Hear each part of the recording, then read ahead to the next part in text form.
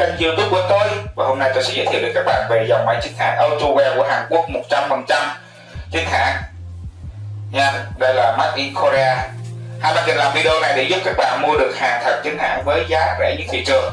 Và bây giờ tôi sẽ giới thiệu cho các bạn. Điều đầu tiên là sách hướng dẫn sử dụng. Cái thứ hai là cái máy nha các bạn ha. Các bạn nhìn kỹ nha, cái máy Autowear chính hãng là nó rất là mượt mà như vậy, trọng lượng nó khoảng tầm 11 kg nha các bạn ha.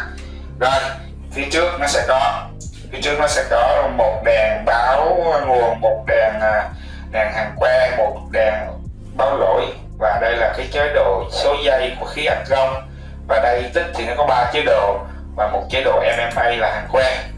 Và đây là cái này là cái đồng hồ, cái để điều chỉnh đồng hồ ampe các bạn ha, cường độ ampe. Rồi tiếp tục đây là cái nút nguồn, và đây là khi dây khí ra của khí argon. Đây là cái socket dây tín hiệu nha các bạn. Đây là cái cọc để súng hàng tích. Đây là cọc max. Khi chúng ta hàng que, máy này hai chế độ hàng tích và hàng que luôn nha các bạn. Khi hàng que thì chúng ta bỏ hai cái dây này ra, chúng ta lấy dây này làm dây mát và dây này làm dây que, hàng que kìm hàng nha các bạn ha. Rồi các bạn có thể ngắm lại một cái máy hàng que 200 ST của Autowear tôi vừa giới thiệu các bạn.